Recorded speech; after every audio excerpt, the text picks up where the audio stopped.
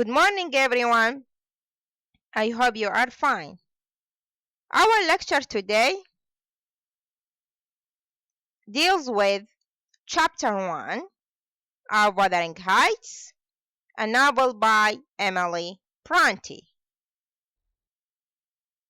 So, in Chapter 1 of Wuthering Heights by Emily Bronte, we will tackle the following. Number 1, the summary of the chapter. Number 2, the commentary, which includes setting, that's the time and place, Lockwood and Heathcliff, the narrators, that's to say Lockwood and Nellie, realism, and the importance of the family name. Lastly, this lecture will show a vein of humor that is found in this chapter. Well, starting with the summary of chapter 1, this chapter introduces the characters Lockwood, Heathcliff, Joseph, Zilla, Nellie, Catherine, and Harriton Anshaw, either in person or by name. On the other hand, it introduces the setting of the novel. And setting divided into place that includes Thrushcross Grange, the house of the Lintons family, Wuthering Heights, the house of the Anshaws family, and the moors between them. And time, which is 1801.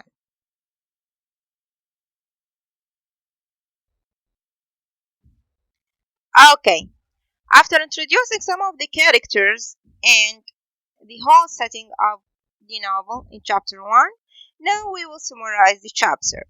Actually, chapter 1 is an opening chapter, and the most important information that can be found in this chapter are as follows.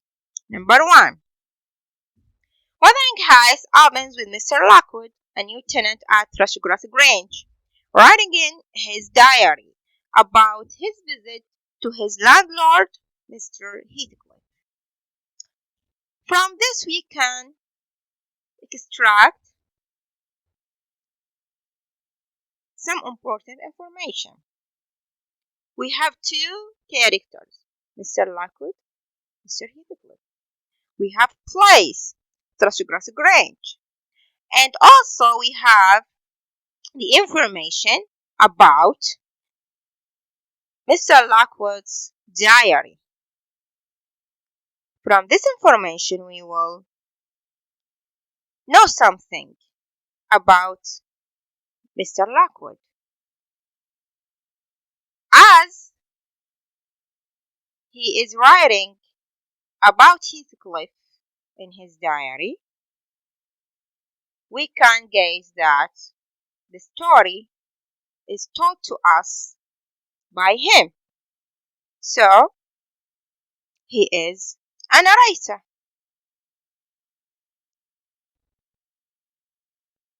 And telling the story about Heathcliff, or telling something about Heathcliff in his diary, can make us guess the importance of Mr. Heathcliff and his story. In addition, for sure, to the place, Thrushcross Grange, which is the house of the Lintons family, one of the main families in the novel. Number 2. While entering Wuthering Heights, Lockwood notices but does not comment upon the date 1500 and the name Harriton Anshaw above the principal door. Here we have three important information. Number 1, the name Wuthering Heights, which is the name of the house of the Earnshaw's family, the first important family in the novel. We knew that we have Wuthering Heights, a house, and the family of this house is the Earnshaws. And this can be known from the information found above the principal door. Harrington Earnshaw. We have here a family name. Also, we have a date, 1500, that can refer to history. This means that we have the history of the family called the Earnshaw.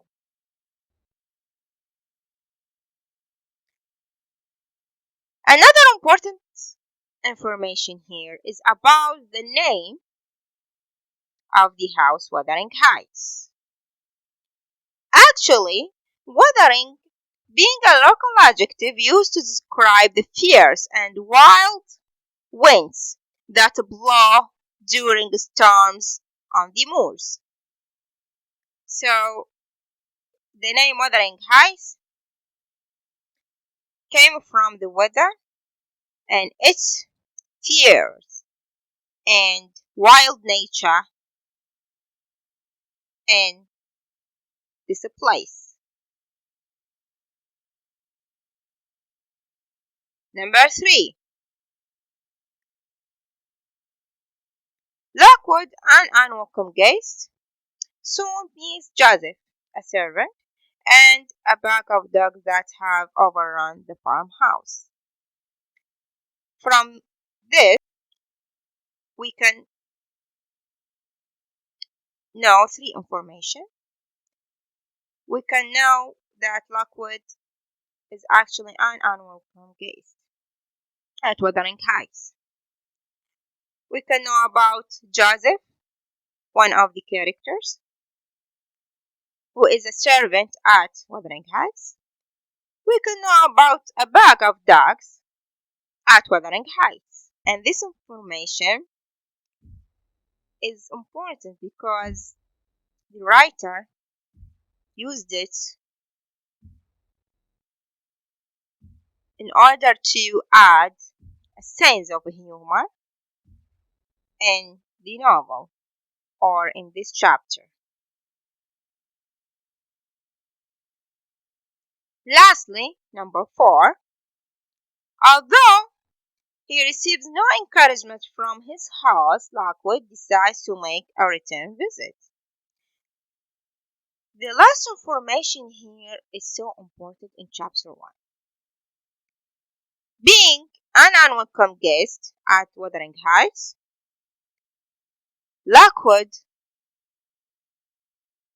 however, decides to make a return visit. This makes us question the reason behind Lockwood's decision to make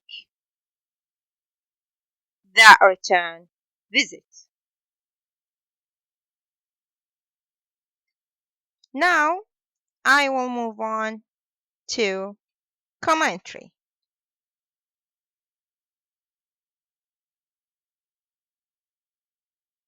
Well, as we have said, chapter 1 introduces us to the whole setting of the novel. That is to say, the time and place where the novel takes place. So, in accordance to time, Wuthering Heights opens with a date that signifies the setting as well as the form of the narrative. So the present time in the novel is 1801. However, the primary story line has taken place years ago. How could we know that? Actually, we knew that from two things. Number one, Lockwood is writing his diary. So from the diary of Lockwood, that makes us guess that the story is told by him. Number two, the date 1500 that found above the front door of Wuthering Heights makes us know that the story begins from ages, not from the present time, which is 1801. The place or places. Most of the action in the novel occurs in Wuthering Heights, the house of the Anshons family, Thrushgrass Grange, the house of the Lintons family, or the moors in between the two houses. So all these three locations are completely removed from the stir of society, and each house symbolizes its inhabitants. Here, from the quote, completely removed from the stir of society, gives us a hint about the nature and the atmosphere of these places.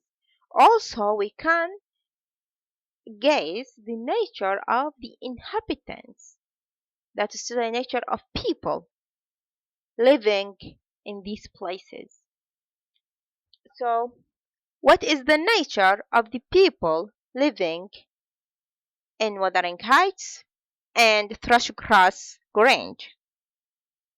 Well, actually, those living at Wuthering Heights tend to be strong, wild, and passionate, whereas those at Thrushgrass Grange are passive, civilized, and calm.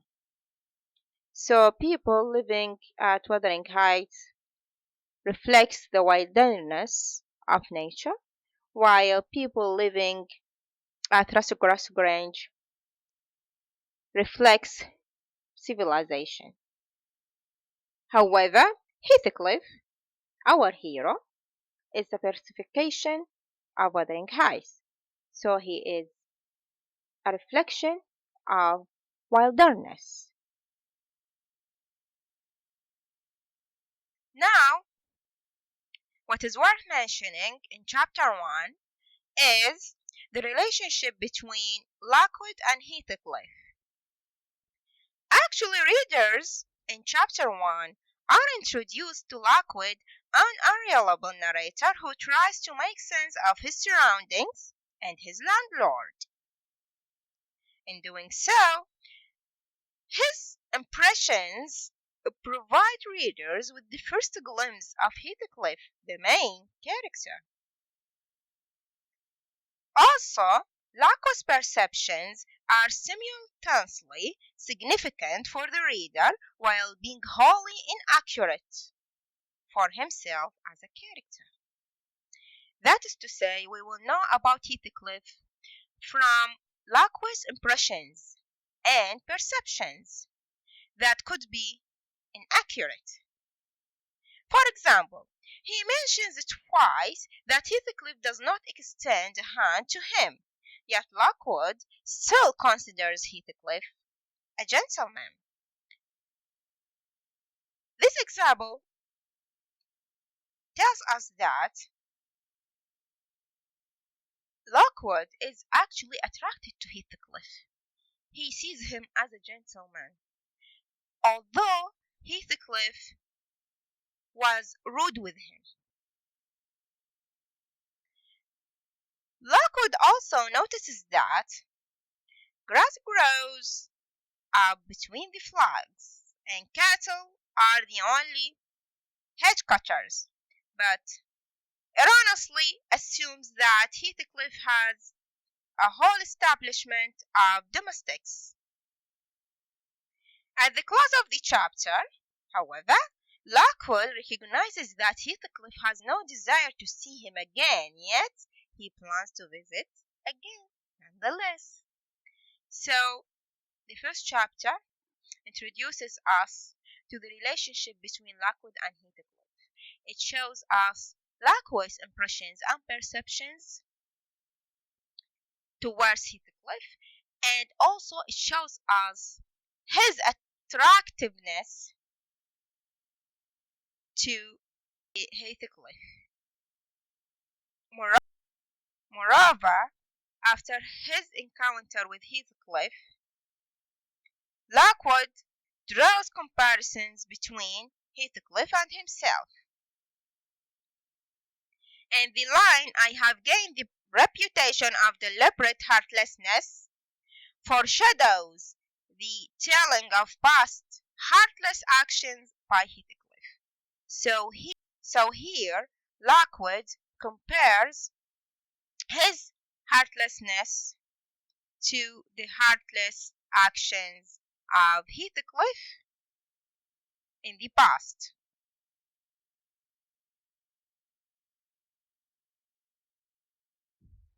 Another important point in chapter 1 is the introduction of the narrators, Lockwood and Nellie. So Lockwood is clearly blind to the reality of the situation, although the extent of his misinterpretations is not fully realized. He is the first of many narrators to tell the story from a point of view that is neither omniscient nor unbiased. So Lockwood here is one of the narrators because he is telling us the story of Wuthering Heights through his diary. On the other hand, we have the major narrator, Nellie. In Wuthering Heights, stories are often told within stories, with much of the information being revealed second-handed. Lockwood is an outsider who serves as the impetus for Nellie first to tell the story of Heathcliff and Catherine, and then to relate the story of their respective children. Although Lockwood is the one who is telling us the story, Nellie is considered to be the first narrator because Lockwood is nothing but an outsider, while Nellie was living with the two families. And as you see here, we have the name Catherine. So Catherine here is introduced by name in chapter 1. Catherine Anshaw. So Nellie is the first narrator, while Lockwood is the second narrator. Nellie tells the story to Lockwood, and Lockwood wrote it down in his diary. Another important point in chapter 1 is realism. Joseph, Zillah, dogs, and the details of the farmhouse furnishings. All of these lead to realism in Wuthering Heights. How come? Well, in addition to Lockwood and Heathcliff, two servants are introduced in chapter 1. The first is Joseph, an old man with a nasty disposition who has a sense of religious fanaticism. The other is only referred to as a lusty dame and is later identified as Zillah. These characters are presented realistically. Other signs of realism are the depictions of the dogs and the details of the farmhouse furnishings. So Bronte provides these kinds of details throughout the novel because having a sense of realism and authenticity is an important aspect of Wuthering Heights. On the other side, chapter 1 shows the importance of names in the novel through the family name written above the front door of Wuthering Heights property. How come? Now we will know. However, I want you guys to look at the abbreviation WH that I will use it regularly during the other lectures. WH is an abbreviation of the name of the novel Wuthering Heights. So now, in chapter 1, another important aspect is ownership of property. The property of Wuthering Heights actually belongs to the Enshaw's family.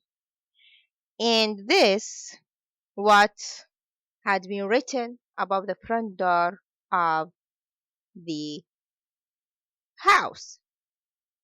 And even though the name Harrington Enshaw is not explained, the family name plays an important part of Wuthering Heights. Because the whole story is about this family.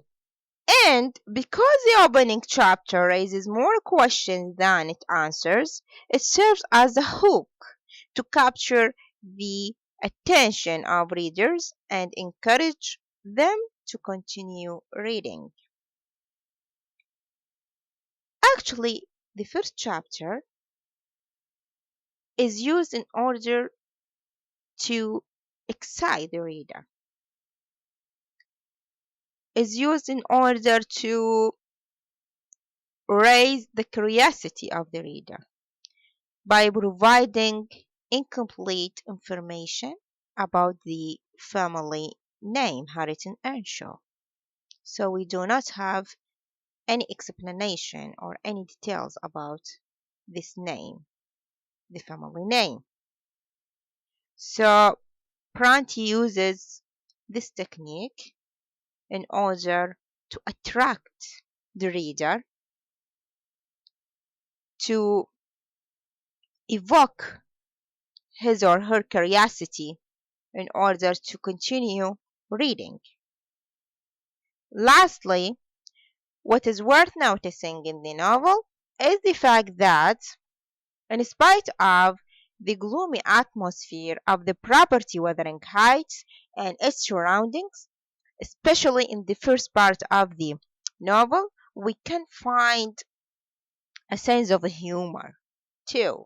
So in chapter 1, there is a vein of humor used by Emily Bronte. So in chapter 1, there is a vein of humor running throughout this chapter, in spite of the gloomy atmosphere of Wuthering Heights and the sullenness of the owner. And this can be seen through Laco's description to the whole visit in a light-hearted manner, along with his account of his encounter with the dogs, because his encounter with the dogs is especially amusing. That was the end of our lecture today. For further reading, you can refer to these resources. Next lecture, I will discuss Chapter 2. Thank you very much for your time and good luck.